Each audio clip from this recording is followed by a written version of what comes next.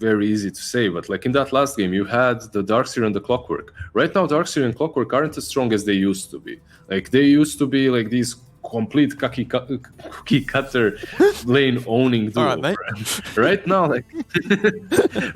like you actually have to play that combo really well to win it, and they did in that last game. The way they positioned the Darkseer and the Clock always lurking, preventing a disruptor from blocking the hard camp pull, and same thing here. If you play Venom and Clock, you can deal with the PL if you play it right. Like you can bait out the Doppelgang and then use the Gale. First bait it out with Clock, then follow up with the Gale, or do this the other way around, like right? Bait it out with Gale, then go on with the Clockwork. So you have to be careful. I really think what EXTREMUM needs is a position 5 that's mobile, a position 5 that isn't threatened way too hard by Clockwork. That could help them so much in the laning stage. Yeah, I'm seeing just EXTREMUM's picks right now, and they're looking at trying to play around for just map progression, having that task, having that Rolling Thunder.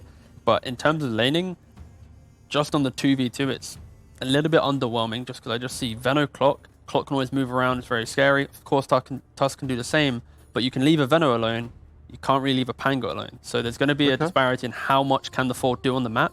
Are they really locked into the lane? And if Voldemort should pick up a strong carry that can potentially play into his Pango, if it is a Pango 3, right, they still could maybe use some weird Tusk 5, Pango 4. Like, there's versatility there, but just in terms of the access to the entire map, Voldemort are slightly ahead so far.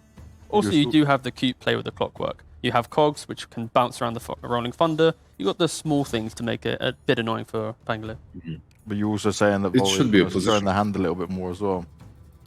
Yes, in terms of the lockdown front, but as you see from their bans, they're taking away the heroes that are amplified by this. So they've taken away Anti-Mage, taken away Quap. So Quap's going to be that mid-game hero that can just pop off because no stuns. And Anti-Mage, when you get to late game, you're like, we can't ever kill him. There's no damage, no stuns. So they're trying to answer it. Are they going to ban PL? Do they respect PL? It's not been too hot right now. What's their third ban? That's going to be the critical part for Voldemort in this second phase.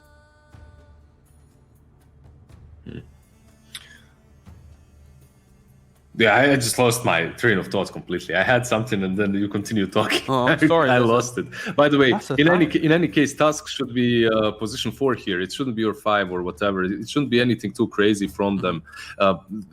There's not only Cogs that he can bounce off, there's Ice Shards. That lane with the tag team is also really good, like Pango and Tusk, obviously. And usually, I believe Velhor did play it. He played these brawler type heroes, right? Your position 4, such as Tusk, such as Tiny. That's his signature move, so it should be him. But the only question is, will Pango be the real position 3? Maybe they can switch things up a little bit there. Mellow Joel, how much do you know this player? Like, I haven't really seen him way too much. He played with Nifrit on Namiga before joining EXTREMUM. So like the 1-2 pairing, they've got a bit of synergy there.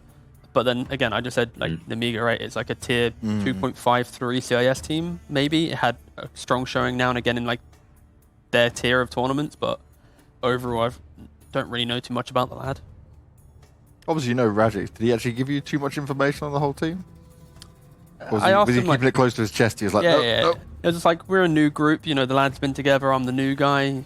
We'll see how it goes. Hopefully, it works out. You know, Radix is always thriving to try and get back in. Like I say, get back in. He's always just been around in that kind of that scene. So hopefully we it's just a very nice chat. Very interesting ban with the Rubik, right? Like banning out the Rubik even though you see the Tusk.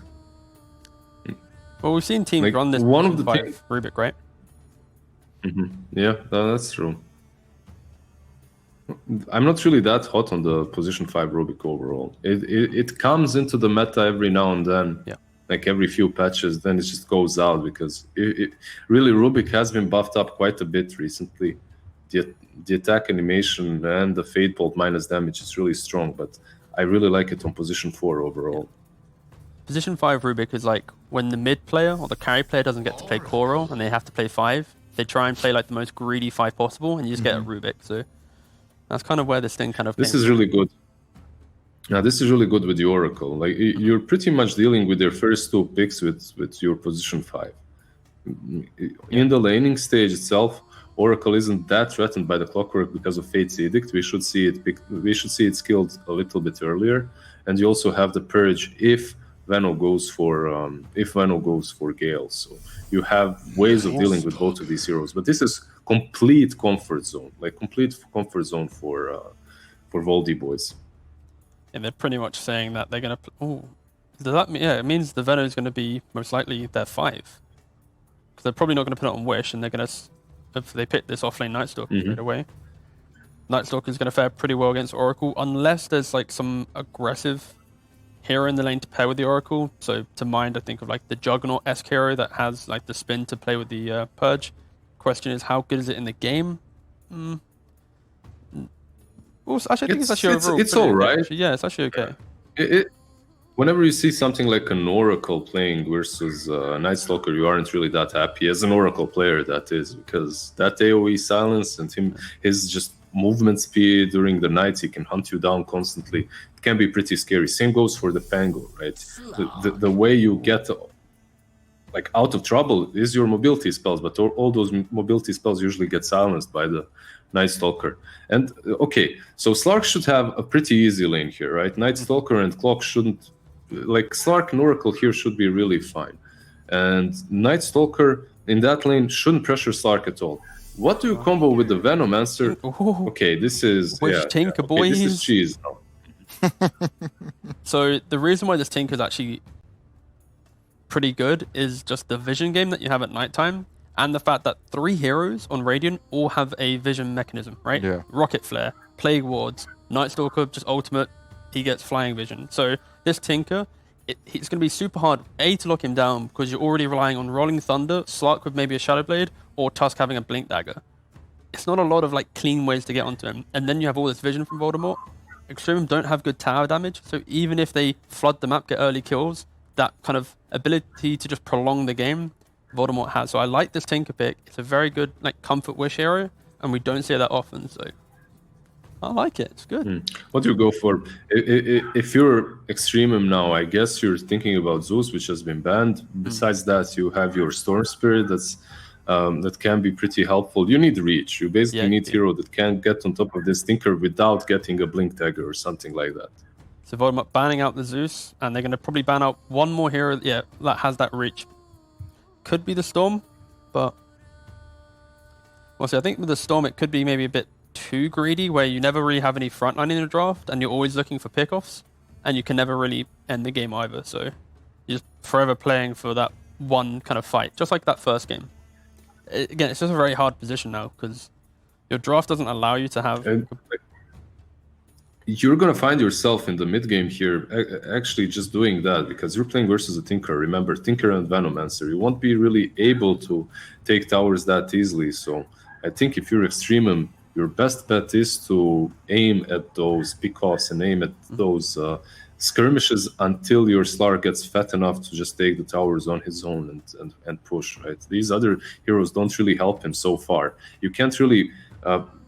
like Batrider is another example, same like Storm. He's not going to help you push towers. He's going to just help you get these pickoffs. And they need something like that. You can't check all these boxes. You can't push. You can't check all the boxes with one last pick. Like, you need a hero that pushes, that catches, that gets good skirmishes. It's hard. The Radix Timbersaw. Oh, what a time to be alive. This is... Yeah, it's one of his, like... It's his best hero. When we played this like UK national tournament, when Radix was on the team, every game for like 25 games total, Timbersaw was always banned because it's like it is his hero. Alright, they weren't allowing him to happen. Yeah, and so they go for the Storm because they need that reach. Respectable. It's going to be good. You just have to think about how does either team ever actually end this game?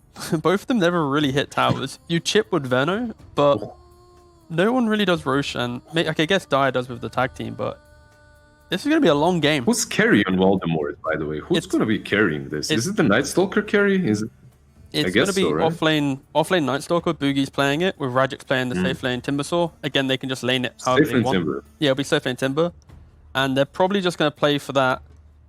Like, do you know when you see Bounty Hunter Tinker, where you get to like 20 or so minutes and it's just all out Tinker rockets everywhere, and it's just hard to play because you have these frontliners and this damage? we're going to see the exact same thing. As soon as like Nightstalk has Phase Drum, Blink, Timbersaw has maybe one item to be tanky, and Tinker has bots and Blink, it's going to be all-out aggression in their face, trying to pick them apart.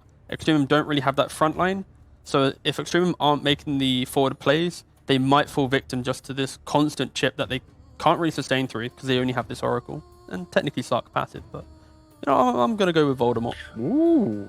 Yeah. So you're going straight in for the 2-0 on a game where we didn't think it might be happening. We were very much at the beginning of the day thinking Extremum. You're impressed by your boys. Yeah, exactly. So far, I like it. Big fan. Liz, you agreeing with him this time, or do you see the hope for Extremum? I think this lineup of theirs comes online a little bit faster this time around. I think it's a bit easier to execute for them. They can skirmish all the time.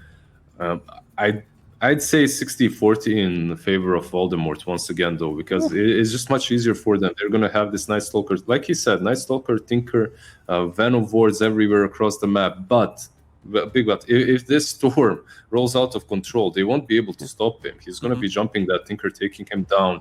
Night Stalker, it's not like he's going to get the freest time of his life versus the Slark and Oracle as well. So if they stop the Night Stalker and activate the Storm, this game should just roll out of control for Extremum, and they should take it. Well, let's see if Extremum can take it and take it to Voldemort before they grab the 2-0. We've got Sunsfan and Synderen to bring us the game once again. Guys, we're a bit split on the panel. We're not 100% sure, but Voldy did look good on that first game. That's right. Synderen, what do you think of these two lineups? Like Banks was saying, Voldy, you guys picked everybody, including you, picked them to win game one. Will you choose incorrect again? Do you mean Extremum, game one? Yep, that's what I meant. Okay. You only had one thing to say, so it's fine to be wrong. You have two options. Yeah, it's okay. Damn. I always lose the 50-50 flips, you know? You know how that goes. You lose some, you lose some. You know, that's how it goes. Get ready for the rune. Let's see. And we're going to have a battle here at the top rune. Yeah. Boogie is on the run now. Like there's going to be even more damage to come with that tag team coming into play. He's going to stand his ground, but he will be first blooded. As the Tusk will take credit for that one. Nefrit attempting to get out of dodge as well, but he will go down. So it's a 1-for-1. You do lose your carry here if you're Extremum. And Venomancer Nikwa looks like he will be the third death overall in this game so far. It's a bloodbath to start it. That's a 1k gold lead for Dire. Before the lane creeps start getting killed. That's very true. Vilhor in that position 4 Tusk currently has 1,300 net worth. That's pretty good. Something. Yep, Fortune's End again onto YYY and Tag Team in addition. Tag Team is so freaking good, man. So what I was going to say, now that we can actually talk about the strategies, yes, I'm always looking out for Wish Tinker. It's his best hero. It's a true specialty for him. This game is a good Tinker game until the Storm pick, but I think around that you can still play around it. The one downside of your lineup is you have one stun, which is a clockwork position 5, so that kind of limits you in a way. I'm assuming he will be position 5 anyway, to deal with the Storm. But overall, this kind of Radiant lineup is one that's tested. It's like tested and true, right? Where you get map control, you get vision, and Tinker playing with Nightstalker and Clockwork Rocket just has so much to deal with. More kills, top Cinderman. YYY dies again to Tag Team. Doesn't look like Velhur will pay for it, other than a little bit of damage. Well, a lot of damage, but he shall survive. Extremum's lineup, however, has really good laning, right? As we're seeing right now. They're getting insane value out of the Tusk tri-lane. The Storm lane matchup against Tinker is pretty even. Currently, Tinker's getting absolutely destroyed by Velhur, though. 10-3 to the 3-1 of Wish. Up lane. It's not over yet. Nikwa was blocked off by the Ice Shards, and another kill goes the way of Extremum. This is extreme, Synderen, the way that they're winning this lane. They're just doing well in all 3 lanes. Afterlife is doing well against Radix as well. I think this is a decent lane for Pangolier. Actually, just like most melee heroes hate laning against Timber, but Pango always has the possibility of just pulling the wave or CSing from range with Swashbuckle. He's definitely not going to win the lane. But I think he can get enough that the trade-off of them getting the trial lane top is well worth it. It also makes it worse. What happens at 5 minutes, right? What happens when it's nighttime? And this Night Stalker gets to actually be a hero, because currently the hero is very weak in the lane. Yeah, that's how he's designed. We'll find out, I suppose. But is part of the reason that Pango is not the worst match, or Timbersaw not the worst matchup for Pango because Pango's not strength. I guess that helps him out in a certain regard against the Whirling Death in terms of losing the stats. Not sure how much that actually matters in the early stages of the game. It's Ishard blocks Valior himself. failed to shard himself across. That would have been rough. That would have been good, I mean. But it's rough instead. Yeah. Dying would have also been rough, and it happened. So rough stuff, as they would say. Oh boy, we're going to be seeing some Boogie Crippling Fear action. I'm going to have a lot to say about this spell in terms of the cosmetics, Cinder, and I can't wait. But is that like their main, other than the stun coming out from the clockwork to find the storm initially? Looks like Nefrit's actually in trouble here. He's going to pounce out He to finally safety. found the angle. But Crippling Fear, I assume, is going to be a major tool against the Storm Spin until Storm gets, I assume, a BKB at some point. Yeah. This could definitely be a game where Night Stalker gets Blink Dagger. Just to immediately get on top of that Storm. It's also very difficult for Tusk to find saves against this spell. He obviously needs to come in close to the guy he wants to save most of the time, unless you can find a really crazy snowball angle through them and pick them up midway. So that's also very hard to use against Crippling. So yeah, I agree. And I do think this is a dagger game he should get eventually. Why taking heavy damage? He did prevent living. the... He's going to pick up the bounty as well. He's just going to continue to heal now. Thanks, G. Didn't kill me, so he's going to give him a high five as well. Hey, got to give him a high five back. Terrible. Oh, terrible this is bad for Mellow It's really bad. He's getting cut I agree. off The entirely from the sportsmanship is mid-wave. just so bad that it might cause a death now. Why? Oh, nice Ice Shards will keep him in place.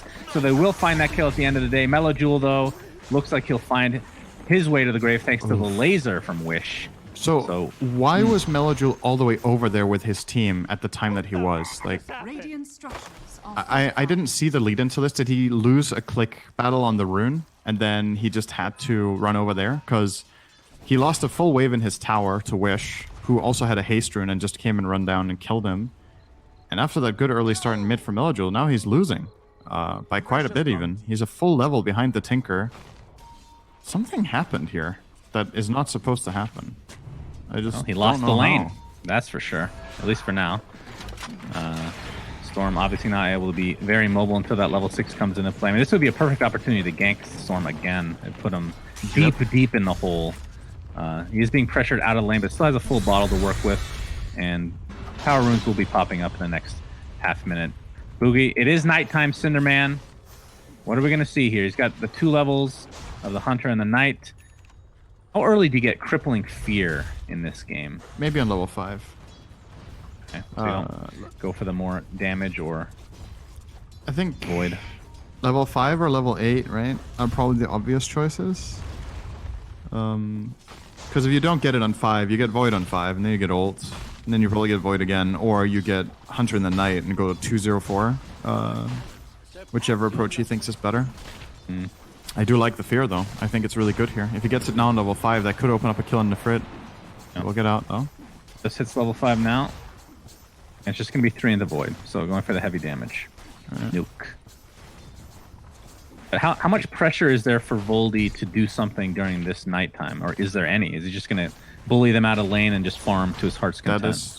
That is great pressure. Not letting Nefrit fight here at all or get any creeps. They just keep voiding him and running him down. They just do this over and over again. He's not getting any CS. Boogie can just deny every creep. Not only does he miss the CS, he loses so much experience, and they can't really...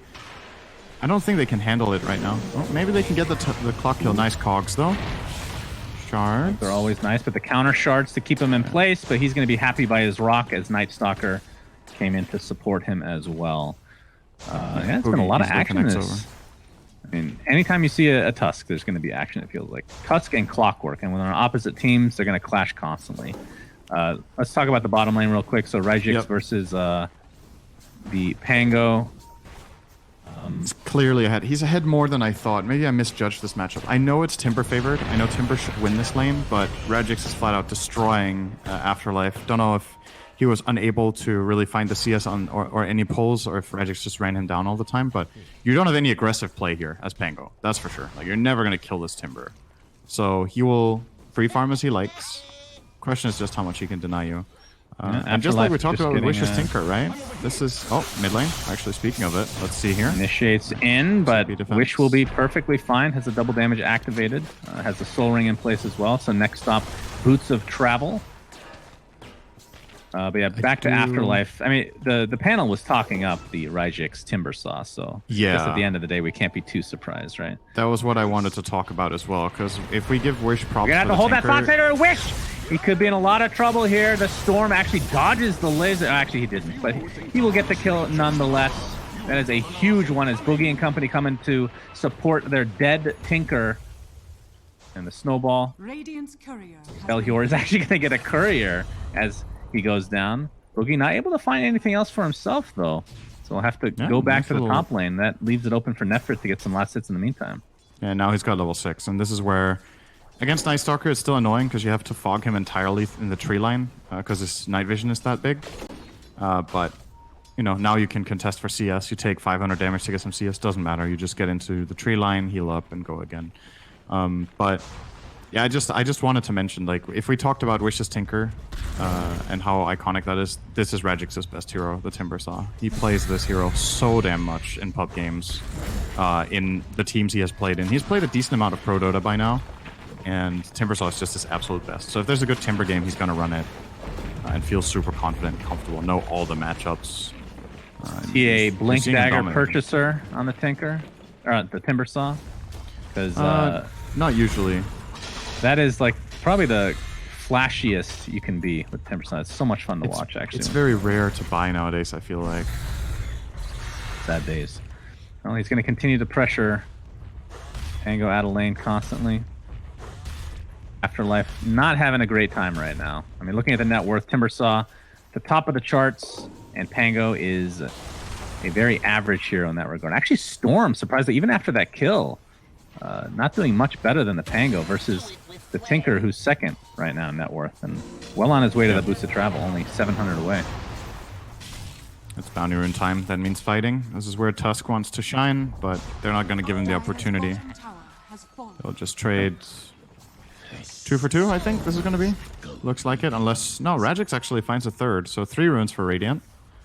Nice for Voldy. Now he's going to start farming Ancients. How much can Venomancer farm these days in the jungle? Can you just leave him in the jungle for a while? You can, yeah. He's level 5, level 3 Plague Wards. He can farm everything. This is super efficient use of the map from Voldy, by the way. They're farming both Ancients at the same time. And in the meantime, they just have their Clockwork getting levels mid and defending the tower. And this aggressive smoke from Extremum is called out and scanned, or... yeah, well, it's they're not going even to find... scanned, it's just red, rather. Why they initiate on. This is a big... such a deep dive. Yeah, I mean, they expended a lot of resources to get it, and here comes Rajix out of nowhere. Doesn't look like they'll find G, though. But at the end of the day, as long as the Tinker doesn't die before the... in fact, the boots of travel are done. Holy crap, he farmed that fast. I feel like we were just talking about 30 seconds ago. He needed 700 gold. Jesus. Yeah, he's in a good spot, and again, it's that experience, right? When you've played a hero this many times, you're just very familiar with what to look out for, and he read their rotation perfectly. I don't know, they maybe even smoked under a ward that we didn't see, but he just stayed back, played it safe. Sure, you lose your Clockwork between tier 1 and tier 2 mid. They used 4 hero rotation and smoke on that, and a 1 minute of Storm farm. Great, you know, like... it didn't really give them anything meaningful, and speaking of meaningful, instead now Rajix's rotation to mid to defend has now led them to getting their own tier 1 tower mid. Boogie in the top lane pressuring the Slark out, and he's turning into Io now with that new cosmetic, as you can see. Very good hero indeed. Belhior, looks like he's going to sacrifice his life for the betterment of his team. Actually making them work for it, though. But with that Dark Ascension activated, there's pretty much no escape. They can turn this into tier 1 tower as well. Looks like the defense is mounting, though, for Extremum. Bottom lane Afterlife, trying to get that tower. Don't think Wish is... he could potentially not let him get it if he lasers the Siege Creep now. Yep, very nice. Yeah. The tower is in deny range, as well, but he'll probably just deny it here. Unless, like, maybe they want to hold on to it for a bit. Oh, missed that kill. Storm gets a quick one. much needed for him. I love that voice line. And that kill actually gave him a lot of gold. He's almost even with the Tinker now, in terms of net That's a worth. nice 300 bonus. It's like a wave and a half almost.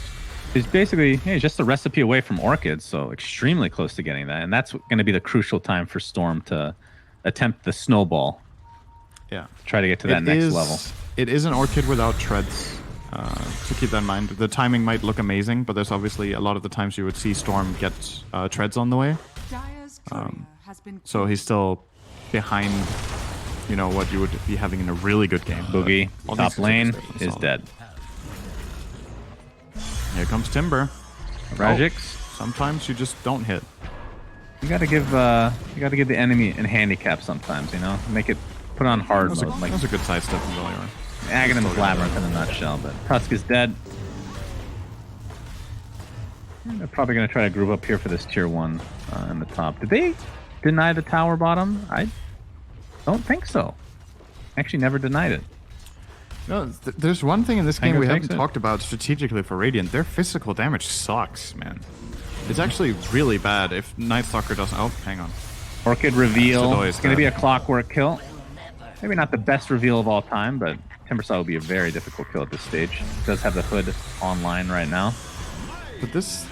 I'm a bit worried for the Radiant now thinking about it. Like, if your Night Stalker goes Dagger and not Midas or any sort of physical item, what are you guys going to do when Slark and Storm show up with BKBs? How does the Radiant kill anything? It's a pretty grim outlook for the mid He had the game now. Midas lined up on the Night Stalker. I guess he just changed his mind as he is going to be denied a rune in the bot lane. As Storm is going to jump in onto Tinker with that Orchid, but it's not going to be enough damage yet. Here comes the Night Stalker. Defensive what an measures in overcommitment. place. Beautifully done. Take out the Storm. If Wish can live, this will be enormous, but the Pango comes in. Dealing a decent amount of damage, but it's not enough for the kill as of yet. He's continuing to dodge, but G comes in with that last moment Purifying Flames to finish him off. 1 for 2, though. Definitely not what they had in mind, and it's not quite be over 1 for yet. 3 Boogie here. continuing. Did Rajix not Like have Pango temperature? will live. Close call. Yeah, it's still it's Storm for Tinker and the Tusk as a collateral. So, and 4 bounty runes. So big Voldy win, right? The timing of this kill is what hurts so bad, because these 4 runes are 1,400 gold that they just Find bagged. another kill here. He is finding the kills, though. Unfortunately, died before the Tinker did in that last engagement, so didn't get a whole lot himself. Is this target for neutral? Yep. Have the Yules. There's the jump in from the Tusk. YYY stuck inside his own cogs at this point. Crippling Fear, keeping people silenced from afar. Buckler's going to be the first to fall. This is a lot of damage being applied to Voldy, and the Timbersaw is going to have to back out as the Night Stalker drops to his death. It's a cute play. They just don't have the damage there, and Oracle was in position. So nice defensive here from EXTREMUM. As soon as this save comes out on Storm, they're in trouble. Night Stalker has committed in, Clockwork has committed in, and it's next to a tier 2. And when they did the initial jump, they didn't have Tinker there. So, like, the big burst of damage that they can threaten with just wasn't present. Oh, Rajix finds a good rune here. Yep. He has a Yule. He has though. Yules. But Slark is here. He does a lot of burst damage, and Rajix, oh boy, that might have been a mistake. He's pounced on right now. You're seeing Nikwa pop the Poison Nova, but they're going to shrug it off as Timbersaw is going to be the kill here this time. Boogie jumps in with that newly picked up Blink Dagger and the Crippling Fear, keeping Slark silenced perpetually, and they find that kill. A huge turnaround now. Very nicely done. YYY does have hook shot for the angle. The creeps cock blocking him very high. Very highly. They're not high. Well, the golems are kind of high. They walk around with a limp. Kind of weird. They're stoned, some would say. Ah. Like that. But Nico working on the Spirit Vessel right now for the old Venomancer. Afterlife. We saw him pick up the double Ring of Regen at the very beginning of the game for the Pangolier. Obviously turning that into a pipe eventually, which is next on the list. I don't know if I like this Vessel on Veno. I don't think it's that useful this game. Slark can remove it himself. Oracle has 2 dispels for it. Pango has a Yule. I think maybe you could buy something more impactful, like Auras, Force Staff, Force is very good against both Slark and Tusk, so once again we have a good Force staff game on our hands. Even a Veil for his team would actually be sick. Not sure why they're not considering Veil for Radiant here. If you're a support Veno, you have so much luxury of what items to buy, because you can get off all your spells and then you can die, and it's great. Like, you don't need much more than that. You don't need like a second or third volley of spells compared to other heroes. So Veil is crazy good for both Tinker, Clock, Night Stalker, and to an extent even Timber, right? No, not Timber anymore. Does it feel like nowadays, but. Does it feel like maybe that would be going too all in on the Magic, and BKB still just count as your team? Suppose, but then again, like Vessel isn't exactly. Their Vessel's the same. Yeah. So then if that was the issue, then I think both items are the wrong choice, and you should probably buy something that amplifies your teammates, like Solar Crest for Night Stalker, or Vlad's, some sort of auras. Pipe could be great, so you have like defensive mitigation. But well, we'll see. Oh, and that's not to mention Spirit Vessel was nerfed, right? There's no passive effect anymore for the enemies. Yep. No aura. Not sure how big of a deal that actually is at the end of the day, but that seems like a pretty big nerf. The item. Tier 2 tower will fall. Oh, Denied nice by Afterlife. Nicely done. That always feels so good. Just walk Also well in, played for one that hit. from Melojul. Storm actually not even going for treads, it seems. Just went for straight Kaya. Went for Bloodstone now. Interesting. Unless it's on the courier or Not something. exactly a Storm expert, but I feel like treads are really high value on this hero.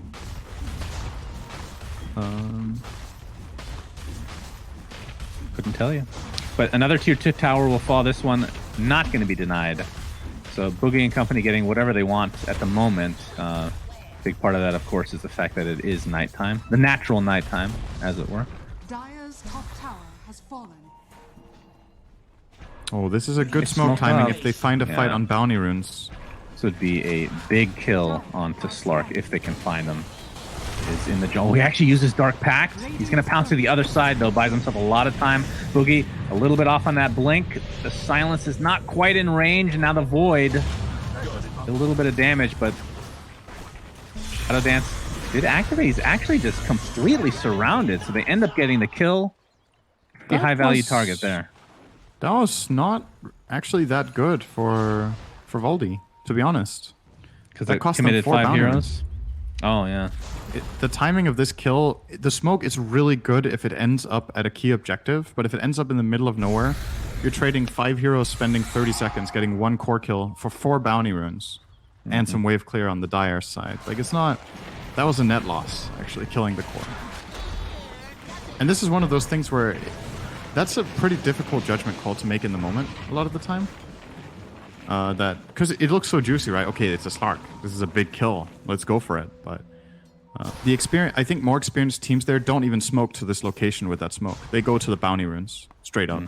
And either they find the enemy team there, kill them and get the runes, or they find nobody, they take the runes, and then they go where Slark was afterwards and try to find him later.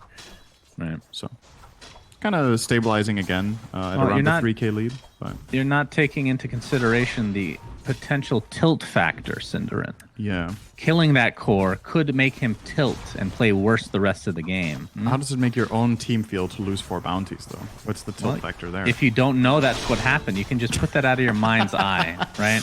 yeah. Like if this was me, true. I would have no idea that happened. Like, oh, whatever, I got the kill on Slark. That's better, right? The confidence. Fake confidence works just as well as real confidence, Cinderin. Usually. Until it doesn't. Then you're in a lot of trouble. That's a very interesting theory. It's called Fake It Till You Make It. Why? Initiated on by the Storm, and with the Orchid and the help of Afterlife. charges? Ooh, it's not enough. All right, finally going to get that kill. Blink Spear came in. Posed a little bit of a threat to Storm Spirit, but now EXTREMUM are on the offensive as they're going to be able to clean up the Venomancer now.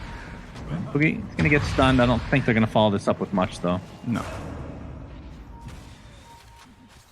So, Blink Dagger, like we talked about on Night Stalker, going to be going for the BKB now as Storm Spirit jumps in onto the Timber Saw. That is a very tough kill and might cost the Storm good Spirit his silence life from Boogie here. there.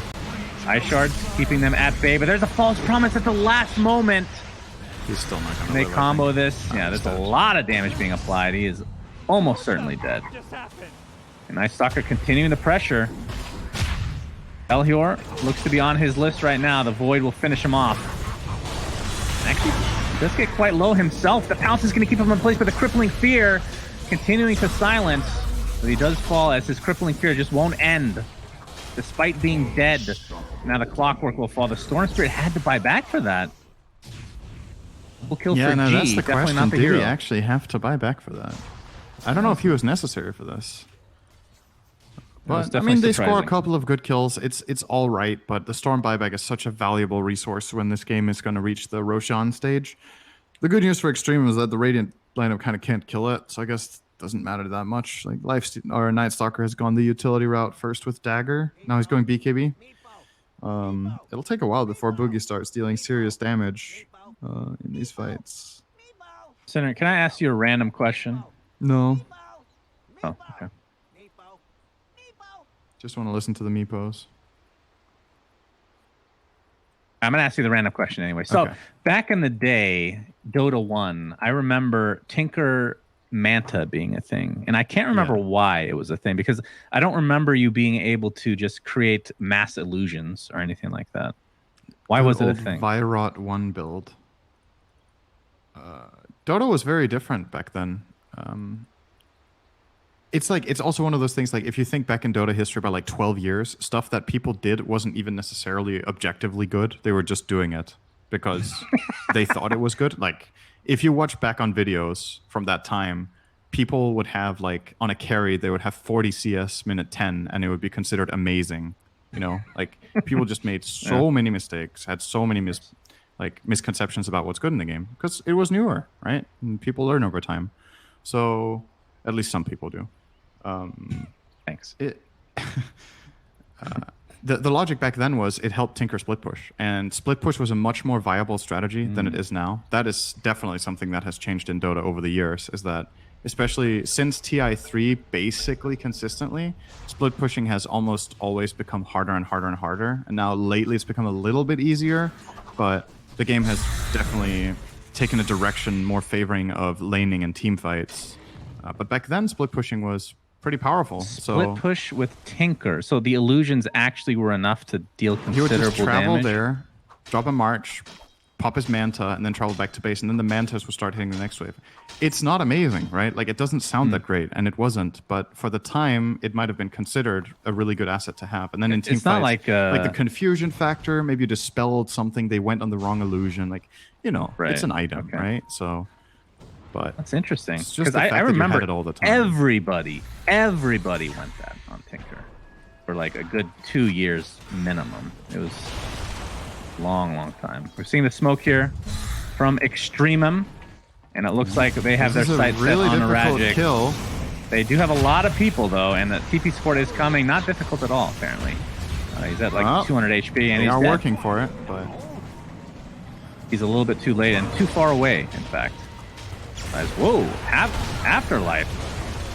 Gonna find a Clockwork kill as well, so snowballing now as Nikwa attempting to run. So Melojul is getting quite low himself. Here comes the Night Stalker. They still want to fight despite having 2 members in the fountain right now. Not even in the fountain, they're still dead for God's sake. They saw the Storm being mega low on mana and felt like they could take this initiative. It's a good go. They just don't have enough damage right now to finish these kills off. But maybe Tinker's second round of rockets could do the trick.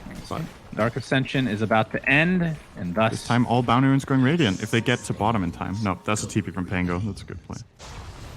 Go get those runes. So the changes to Venomancer, Poison Sting doesn't do anything in terms of HP regeneration. I literally can never remember the term, Cinderin.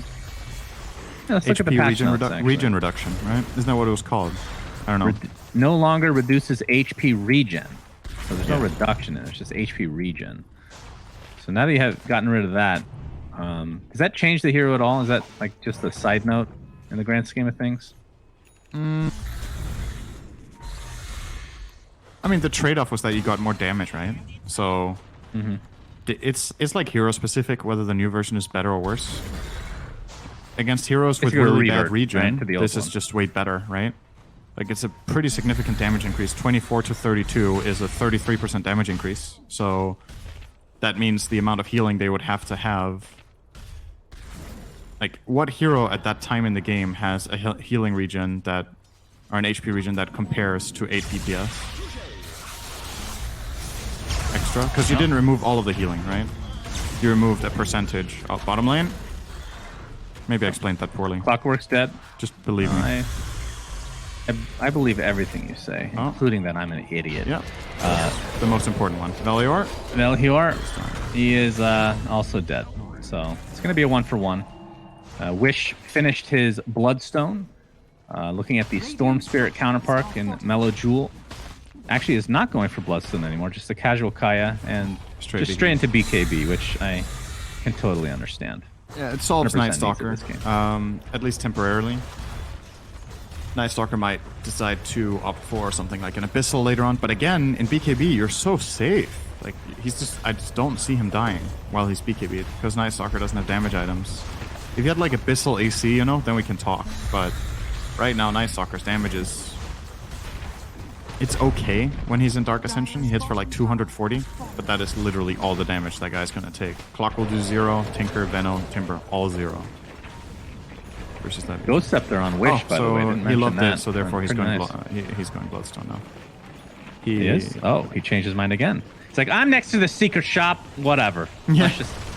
Fuck it. Do it. Hit it. Maybe he feels But he like it's has just a farm game. Like, again, we're kind of slowing down a little bit on the moves, so this is definitely a good efficiency item. Rajik is pursuing him. Has the halberd now. Working on a sheep stick. Not even that far away. Just an ultimate orb away at this point. What do you think of the Ghost Scepter on the Tinker? That's a lot of physical damage and even just targeting from both Slark and Storm Spirit. Well, I mean, Storm can still It's a stun, good but item against Storm if you react fast enough. He jumps in and Orc hits you, and you pop that, and then he can't attack. You only take like one remnant of damage and a little bit of ball lightning. The more puzzling thing to me is the Shiva, though. I thought maybe he would go for Hex, seeing as he's facing Storm and Slark. That has a lot of value. Actually, really surprised EXTREMUM just flat out gave this up. I don't think they... I'm pretty sure they knew it was Aegis happening. on Boogie. But just don't feel confident going into the area because of all that map control, all the Plague Wards, the Night Stalker. It is scary. Maybe they didn't have a single smoke. That also makes it hard. They have plenty of smokes. That's not it either. Maybe just a lapse in What do you concentration.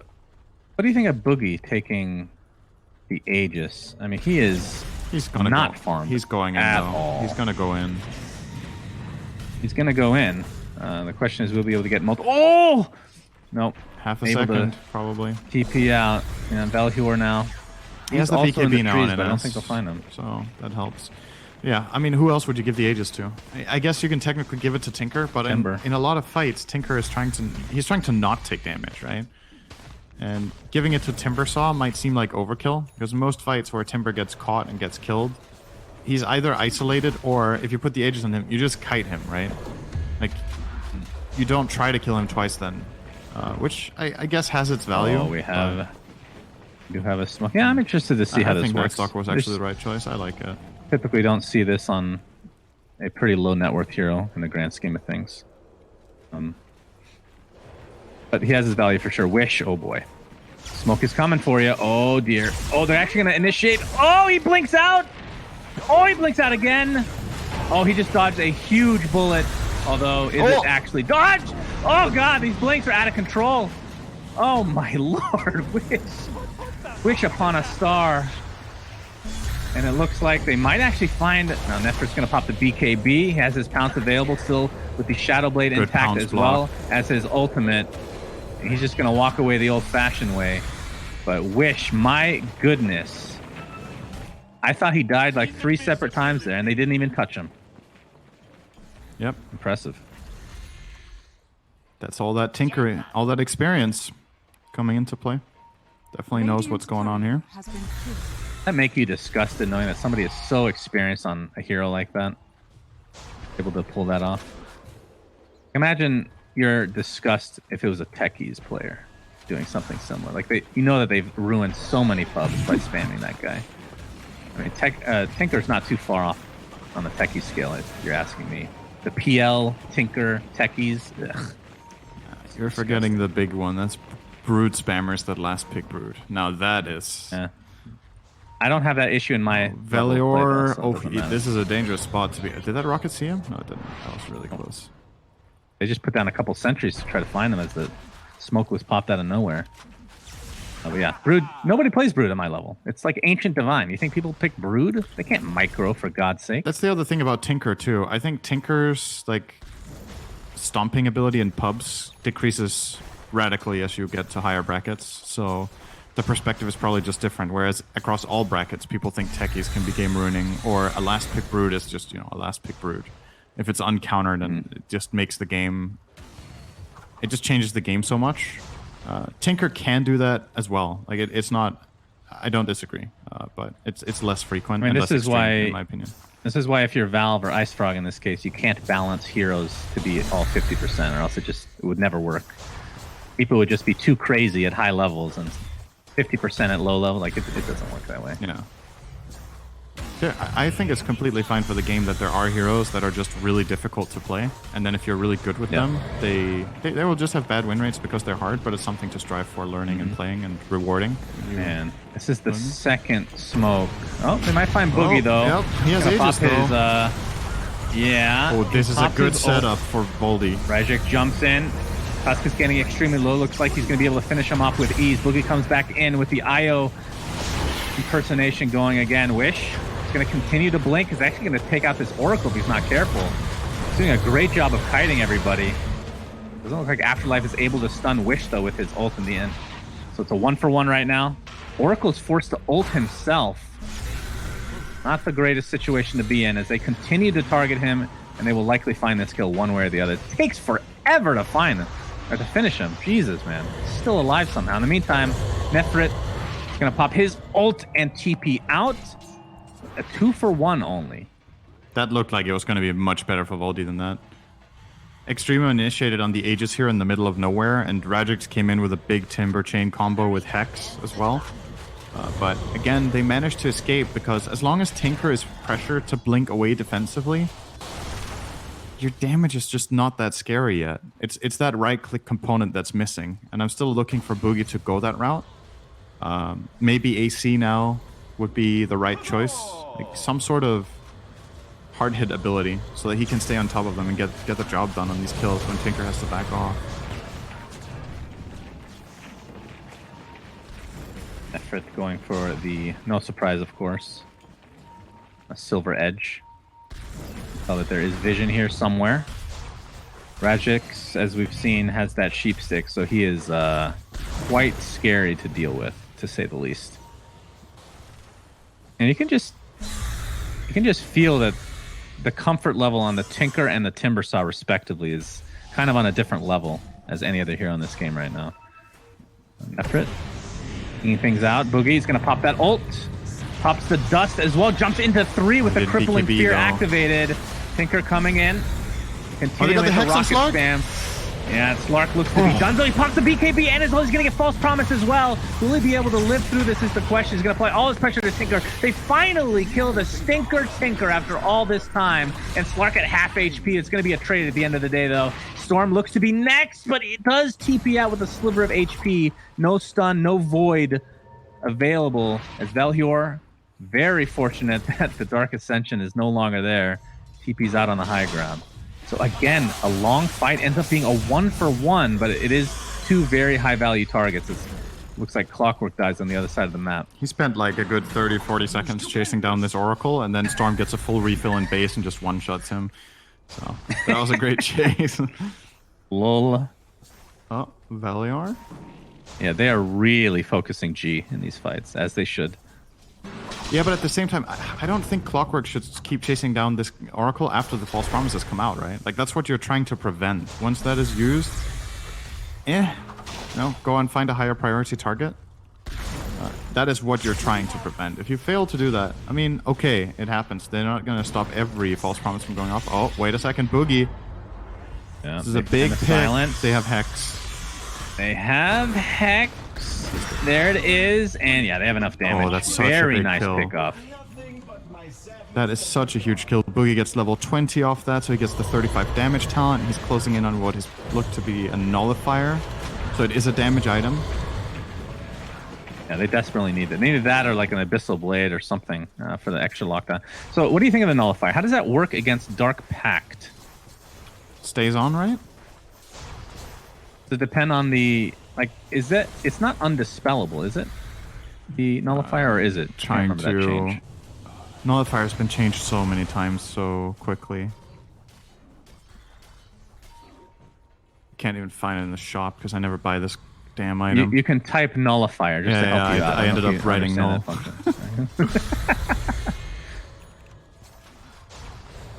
Rajik finishes his Bloodstone, by the way, on the Timber Saw and is going for a Boots of Travel now. So he is sitting pretty, basically getting close to being 6 slotted here. Might get rid of the hood at some point. We're going to do some damage to this tower. BKB bot by Boogie. Forces it out, in fact. There's the Sheep Stick. Slark getting really low. Doesn't look like they'll be able to actually kill him, though. But they will be able to kill this tier 3 tower. They might have to reset. There's a lot of damage was taken. This Tinker and Timber Saw are just balling out of control. So from what I can see here, I just had to look it up because I wasn't certain. Nullifier slow is dispellable, but Nullifier mute is not. Which is interesting. But the Nullifier slow is like mega short, right? So But what mute? I thought they got rid of the mute. Yeah, why does it even say that here? They definitely got rid of the mute. Wait, what? It's like a constant dispel every X amount of seconds. Wait, what the hell? What are you looking Huh? Oh, Boogie's going to jump in with a crippling fear. The snowball is going to mitigate a lot of this, the timing and the silence here. But Velhur, again, sacrificing himself, actually pops the Blade Mail. That's a cool pickup. They're actually going to kill the Night Stalker, so it ends up being a trade of sorts. Venomancer, Nikwa, using the Ghost Scepter for now, being chased by the BKB Storm, and looks like Storm is going to be able to actually kill him in the end. Doesn't have very much mana to speak of, though. Triple kill for Storm so far is going to buy back onto the Clockwork and the Night Stalker. So Voldy really need to finish this fight in style as Storm completely out of mana here, but False Promise is available. G is going to use it, but still, without this mana capacity on Storm, if they'd be able to get this kill, it would be pretty big. Clark still extremely healthy on the backside here as Melojewel looks to be finished off one way or the other. Got on to 2! No cogs available for 5 seconds, but G is taken out in quick succession. No buyback, of course, onto the Storm Tree because he used it previously, but Tusk uses his immediately into the... Trying to get this Tinker at all costs right now, but he's going to be able to blink out easily. And the Slark was taken out, so Slark, Storm, and Tusk done with no buyback. This is real bad news for Extremum. It's a 2-for-2 buyback trade-off, but their base is just very much under siege here. I think you could probably just go flat out and take minimum 1 site, maybe 2. I don't know if they know the buyback status of the Storm, that he has it available but doesn't have the gold. Judging from the fact that he just showed up with a BKB, they're probably going to assume he doesn't have it and try to push this, and they would be very right to do that. Man, these fights, as long as they extend long enough, eventually Voldy get the job done with their own Tinker and Timbersaw. They just need to outlast the BKBs basically, and it seems to work. Yeah, even if he dies, buyback. I mean, it's kind of similar to a Haunt, where you're able to just get wherever you want after the buyback. It has a Flicker now. Ooh, that is pretty damn good. But he does have the Minotaur Horn as well. Okay, did you figure this out or not, Cinderin? The Nullifier, which is actually on Pango right now. I could have sworn in the patch notes a while ago it said that Nullifier is not dispellable, or it was the opposite, that they changed it to be dispellable. Yes. But it doesn't say anything specific here. Okay, I'm gonna. You know what? I'm gonna find the patch change. I'm gonna Thank find you, it. Thank you, Cinderin. I'll make You're a sure. good, clean boy. All right, Aegis. Now, on which to the Night patch did Stalker. this get reworked in? God only knows. Well, it was the item one, probably. So 7.27. My guess at the very least. So Cheese and Aegis on the Night Stalker, and he has the Havoc Hammer, so getting quite tanky indeed to go along with his 6-second BKB. And he can afford this nullifier pretty soon if he is not worried about the buyback situation, which literally 0 people in the game currently have buyback. Top lane, yeah, Wish. He's actually out of mana right now. He's forced to TP out. That's so awkward. So both heroes get out. All right, I've given you ample time to the reason read. this is so difficult, okay, is that there's the actual changes, and then there's suggested changes that don't get implemented. And on top of that, the item's been changed like twice. I genuinely can't remember, and I can't find it either. I can't even find the patch that got changed in. 727 here, right? I think between you and me, we have... I hate this. Forgotten more Dota than most people have learned. It was in 725. Oh wow, that was. But in 726A, the main debuff is no longer dispellable, and that has not been changed. So it was like a side note of that patch. So it is not dispellable. Incredible against Slark in theory. Yeah, it's not right against Dark Pact. Okay, but the question is how often. I guess it doesn't matter in that case. It's undispellable. But I mean, what are you dispelling against Slark though? Him dispelling stuff. Dark Pact is not dispellable. Oh, Dark Pact is also not dispellable. Okay. Well, there you go. Probably knew that at some point. But... Let's talk about old Dota when Tinker used Manta Style. Things were more simple back then, you know? Manta Style was good on Tinker. That's all you had to know. You didn't need to know why. The final mystery, though, the final mystery about the nullifier is why it has a modifier called mute. If that is just an error in this, on the Dota 2 wiki is generally very accurate with like tons of details. I don't know if you know this, but people that update that are regular. They're not Valve employees, right? No, that's why it's pretty correct. Because Valve don't write on the items in Dota what they do, so you have to figure it out on your own. Like, here's an item, guys, have fun. See if it works. You know, like maybe. Sad but true. So, Metallica. The amount of detail you can find about how items interact with other items and with specific heroes and stuff is pretty incredible on this page. But like, I understand you can't cram all of this info into the client, at least not inside the game, right? You would have to have it outside the game in some sort of learn tab with the items in. But if you want to add every exception and unique interaction, all of like many items will have like 2 pages of reading, which is what is exactly the case on the wiki for spells, right? Right. Let me give you an example. While we have this pause, let me read you a poem about nullifier. The projectile travels at a speed of 1000. Applies a basic dispel in 0.2 second intervals, starting immediately as the debuff is applied, resulting in 25 dispel instances. Nullifier first applies the dispel, then the debuff. The slow immediately triggers on the target upon projectile hit as well, so that it gets slowed on hit. When the target already has the nullify debuff, refreshing it with a new cast does not trigger the slow.